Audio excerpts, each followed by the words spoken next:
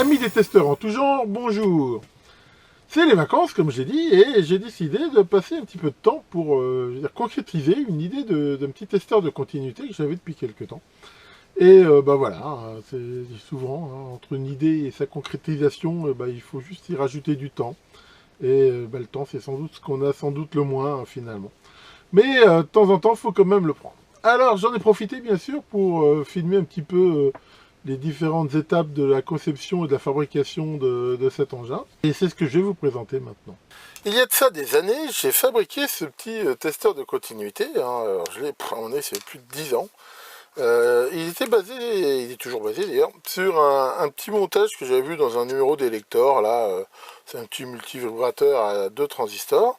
Alors, il fonctionne super bien. Hein, il teste bien. Il a une fréquence qui dépend un petit peu quand même de la valeur de la résistance. Hein, comme on le voit ici, on voit que c'est un condensateur. Mais le gros inconvénient qu'il a, c'est qu'il ne sait pas faire la différence entre un court-circuit, voilà, un court-circuit, et une jonction, par exemple, de diode ou une faible résistance. Or, quand on teste, c'est vraiment gênant, ça. C'est-à-dire que, est-ce qu'il y a réellement un court-circuit ici, ou une résistance du moins très faible, ou alors est-ce que c'est une jonction de semi-conducteur, ou quelque chose comme ça. Donc, je continue bien sûr d'aimer ce petit testeur, mais là, je me suis fait plaisir et j'ai fabriqué CP088, qui lui, comme on va le voir, sait faire la différence entre les deux. Alors, bon, par contre, j'ai pas réussi à faire qu'il se mette en route tout seul. C'était un peu compliqué si on voulait pas avoir de consommation. Donc, il se met en route ici en appuyant ici sur le bouton. Et là, quand il fait un court-circuit franc, voilà, on voit qu'il y a une sonnerie à 2 tons qui montre que c'est quelque chose de franc. Par contre, si c'est une jonction de diode, par exemple, ici, on voit que, et là, pareil, en fonction de la résistance, on a un son ici qui est différent, hein, et qui est de plus en plus élevé que la résistance est élevée. On peut toujours tester des condensateurs, voilà. Et en gros, il marche comme l'autre, avec cette grosse différence qui fait que, voilà, quand il y a vraiment un court-circuit franc, ici, bah, on le voit tout de suite, hein, ou une résistance très faible. Voilà, en gros, c'est de l'ordre autour de 50 ohms, hein, jusqu'à 50 ohms, il fait ce son. Mais c'est pas tellement la résistance qui compte ici, c'est la tension. En fait, tant que la tension aux bornes ici de la mesure est de l'ordre on va dire dans les dizaines de millivolts, il fait ce son-là. Sinon, il fait ce son continu. Et ça, pour moi, c'est vachement important de faire la différence entre un court-circuit franc et justement ici une jonction. Alors, l'avantage de mon petit testeur ici, c'est que bah, il consomme tellement peu, quoi. Il bip pas qu'il n'y a pas besoin, hein. La pile elle dure 3-4 ans. Alors celui-là, il faut le mettre en route. Maintenant, je sais qu'on oublie toujours de l'arrêter. Et bah, comme on va le voir, si on ne l'utilise pas, au bout d'un certain temps, il va s'auto-éteindre. On va voir dans un voilà. Voilà, bon, il indique bien qu'il s'éteint dans ce long gémissement. Par contre, tant qu'on l'utilise, eh ben, il s'éteint pas. Donc, généralement, quand on teste, hein, bah, voilà, il suffit de le mettre en route. Là, on peut tester comme ça autant qu'on veut. Et donc, il s'éteindra ici automatiquement. Bon, il consomme quand même très peu. Hein, on va voir sur le schéma. La LED, même ici, à la limite, elle est optionnelle. On n'est pas obligé de la mettre. Bon, moi, je l'ai mis, je préfère. Mais enfin, je veux dire, si on la met pas, la pile, là, c'est pareil, elle va durer énormément. Même là, avec la LED, hein, elle est sous-alimentée. Ça consomme dans les 10 milliampères. Donc vraiment, pour un usage occasionnel, la pile ici peut durer très très longtemps. Donc voilà, ça tient dans ce petit boîtier spécialisé. Hein, voilà, on entend encore ici qui s'éteint. Ici. Alors, bah, je vous propose de regarder ensemble un petit peu le schéma de cet appareil. Alors voilà le schéma du bignou. Alors, pour comprendre un petit peu comment il fonctionne, bah, on va partir directement ici du point de mesure. Alors déjà ici, j'ai mis une protection. Pourquoi? Parce que malheureusement, il arrive des fois qu'on fasse pas gaffe et qu'on mesure des circuits sous tension ou des condensateurs chargés, des choses comme ça. Et ça peut bien sûr l'endommager. Donc là, j'ai fait au mieux au niveau de la protection. Alors, j'ai pas pu mettre de résistance parce que ça nuirait un petit peu au fonctionnement. J'ai mis ici un TVS, hein, un Transil, hein, un truc qui tient la charge, et j'ai mis ici ce fusible rapide ce qui, à mon avis, quand même, dans bien des cas, protégera soit des inversions de polarité, s'il y en a, hein, soit éventuellement donc d'une surtension, sachant que normalement, on mesure ici que des choses passives, donc normalement, ça devrait jamais arriver. Mais enfin voilà, donc ça, c'est quand même, on va dire, une protection. Alors ça n'empêche pas que si le truc est pas alimenté, ça peut peut-être aussi flinguer les comparateurs ici, mais enfin bon.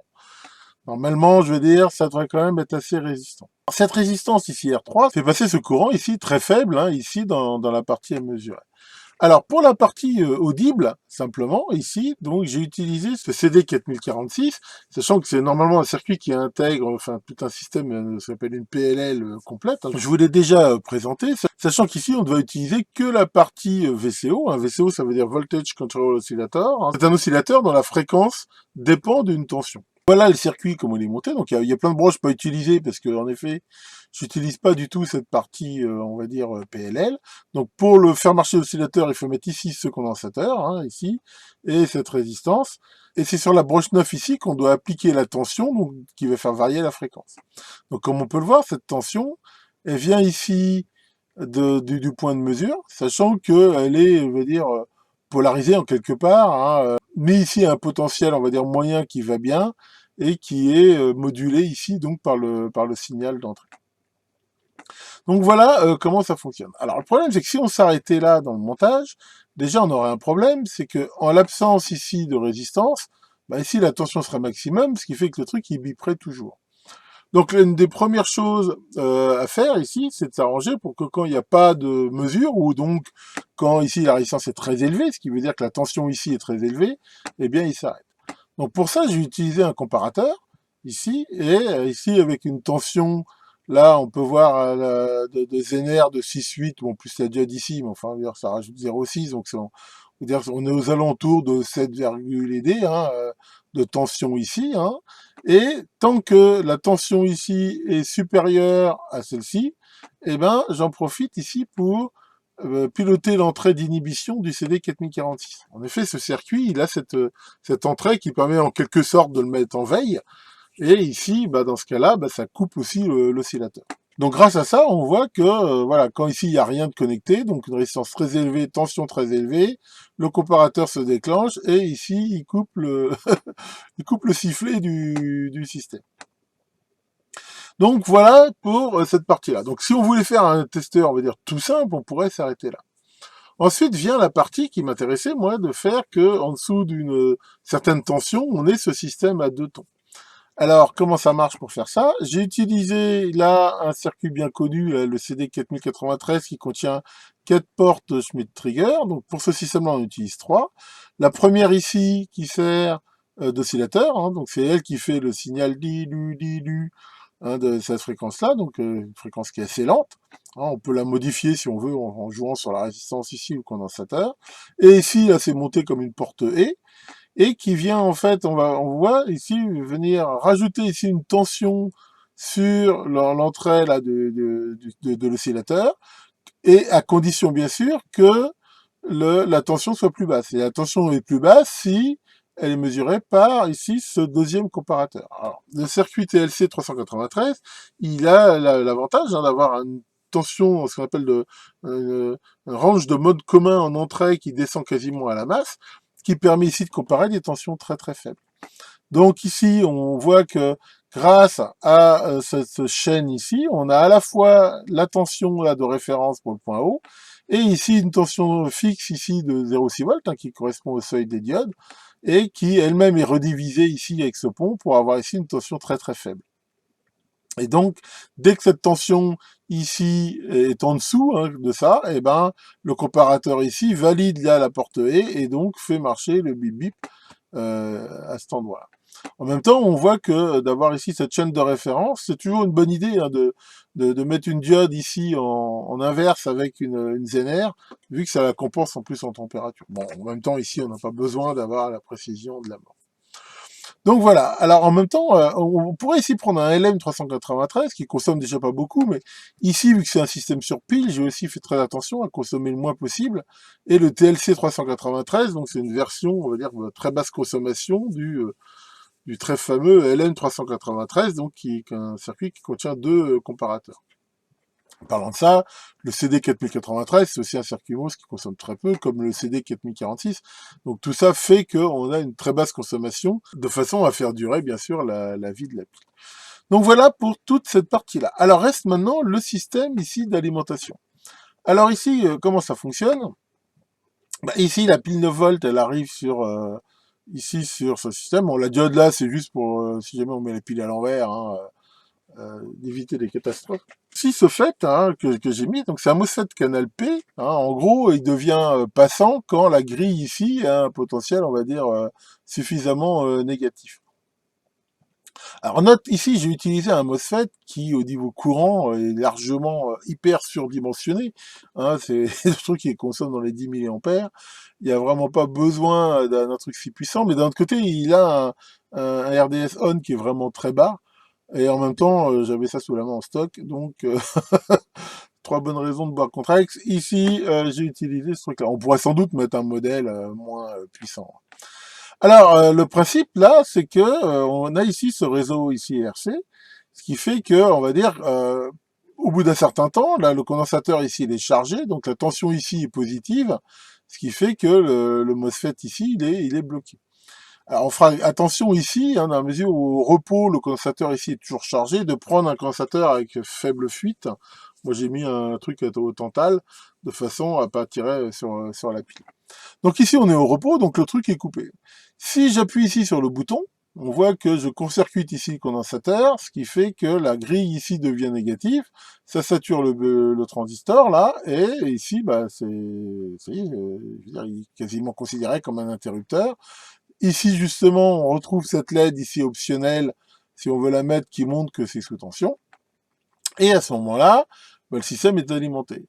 Maintenant, le condensateur ici va se charger tout doucement, et il va arriver le moment là où, bah, ça y est, il va commencer, le fait là, il va commencer à plus être saturé, il va marcher un peu comme une résistance variable.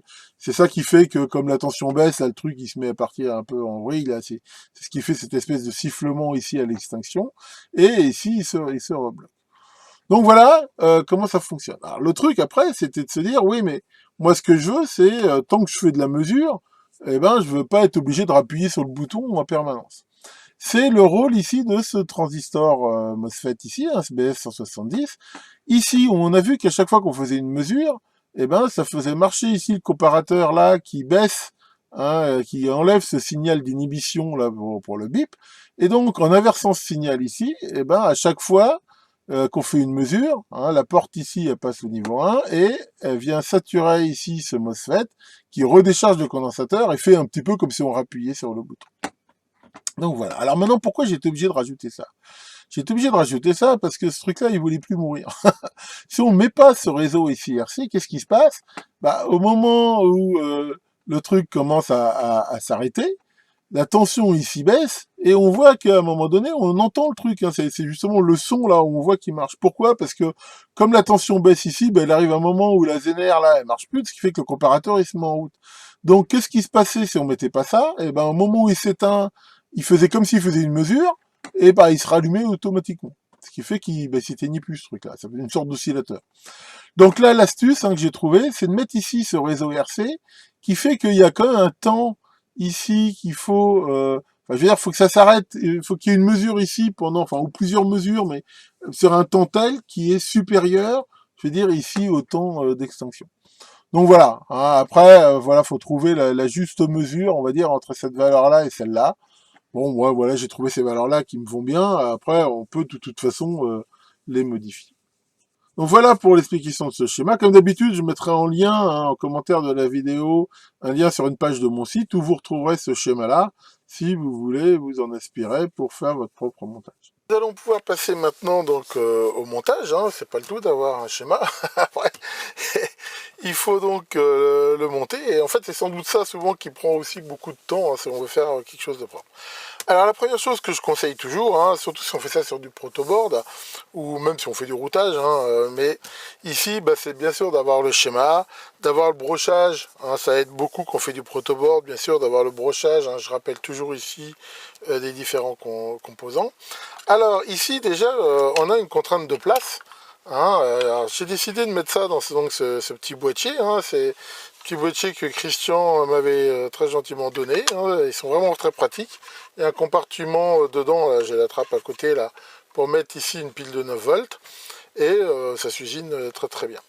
Alors j'ai en fait utilisé ce gros bouton de récup ici. Voilà, donc comme on peut le voir, je me suis fait cette petite impériale là avec ces petites entretoises de millimètres que je vous avais déjà montré ici dans un QDN. Ici donc des fiches aussi de millimètres.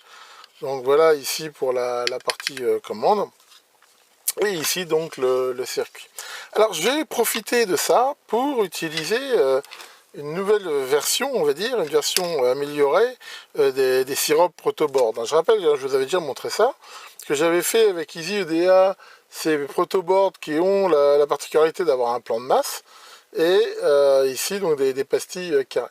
Alors, Paul, hein, qui m'a très gentiment envoyé 2-3 plaques hein, de sa version améliorée, hein, il y a aussi Claude hein, qui avait travaillé pour l'améliorer. Alors, qu'est-ce qu'il a apporté comme amélioration? Il a resserré énormément l'espace entre les pastilles, hein, si on compare par exemple avec la mienne. Et c'est vrai que ça doit sans doute bien faciliter de faire des ponts de soudure. Et surtout, il a aussi réduit de façon drastique la taille ici des pastilles par rapport au plan de masse. Donc ça c'est pareil, ça va permettre sans doute de faire des ponts de soudure plus rapprochés.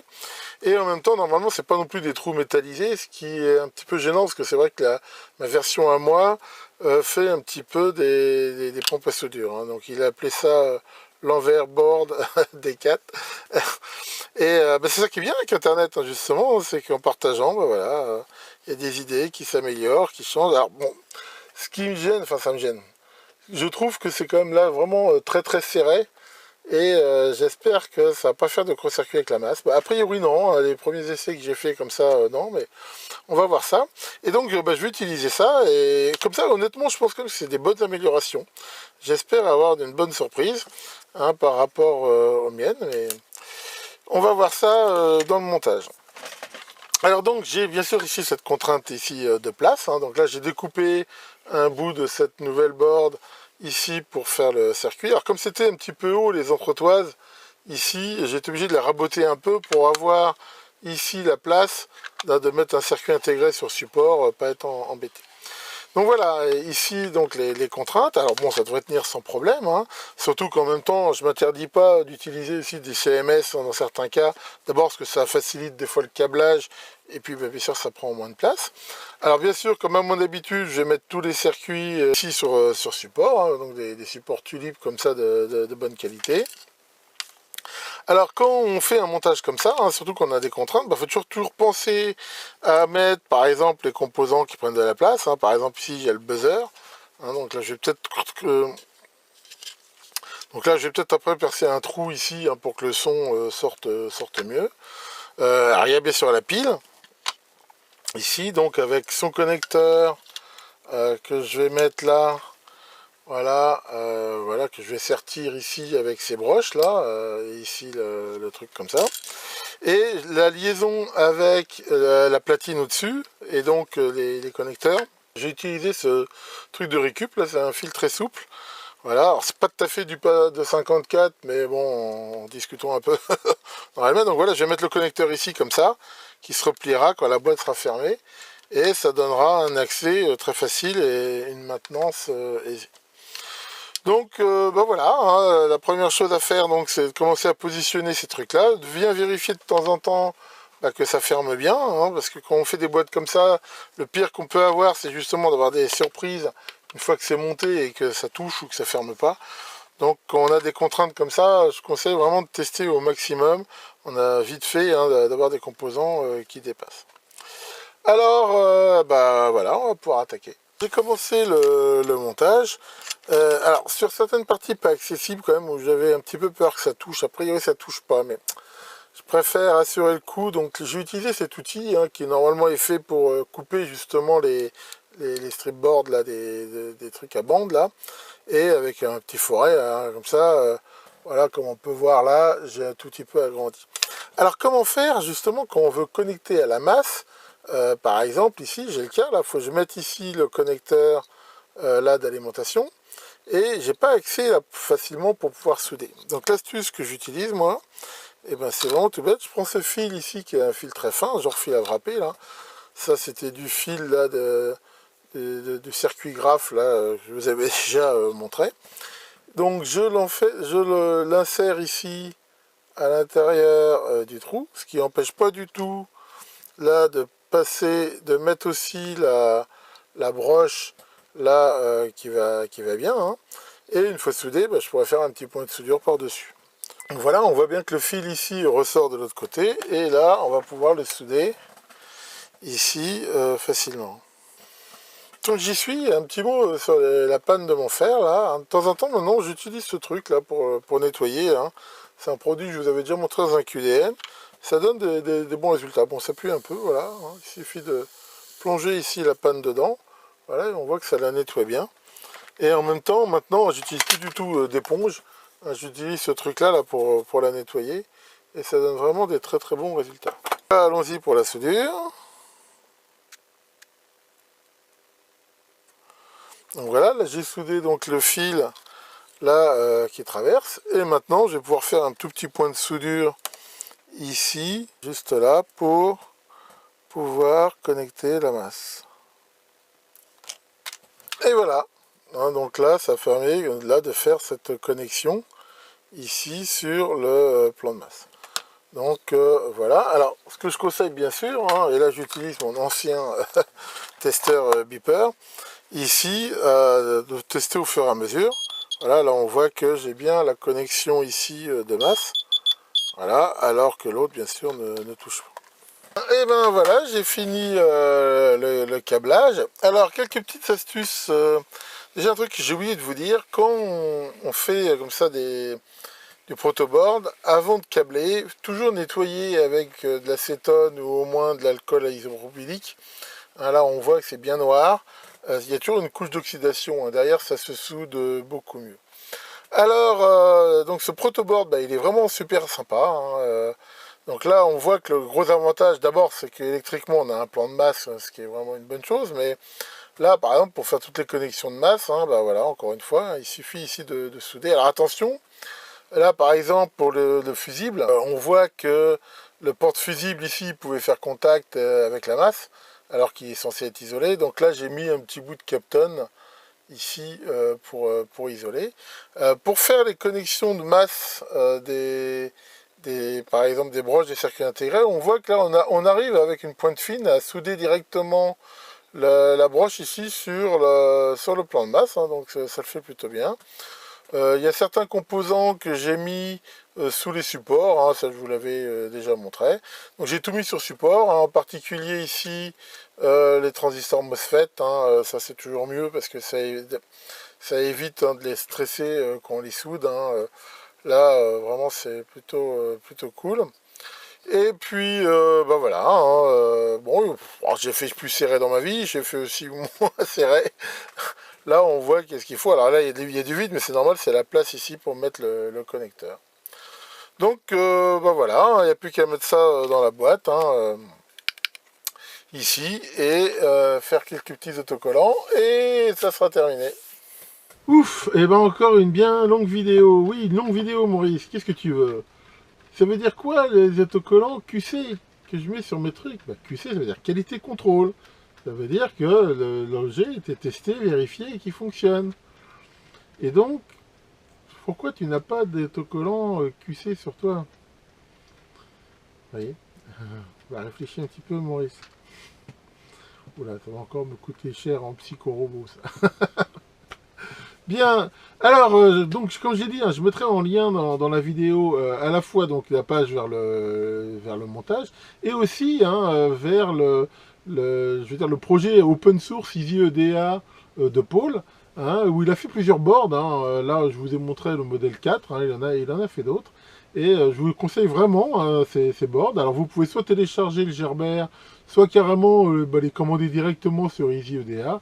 Ça coûte pas très cher et honnêtement pour faire du protoboard je vous conseille vraiment ces plaques. Je pense que ça fait vraiment des montages de bonne qualité et c'est assez sympa à monter, hein. Sachant qu'il y a souvent beaucoup de connexions à la masse dans les montages et là ça permet de les faire de façon très facile.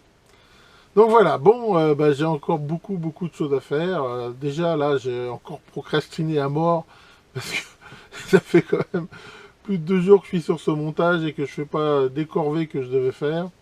Donc là, il y a mon épouse qui commence à trépigner un peu. Alors, on va profiter qu'il fait beau pour aller faire des rangements. Que bip bip, le démon détesteur, vous trouve tous vos courts-circuits et à la prochaine sur ma chaîne.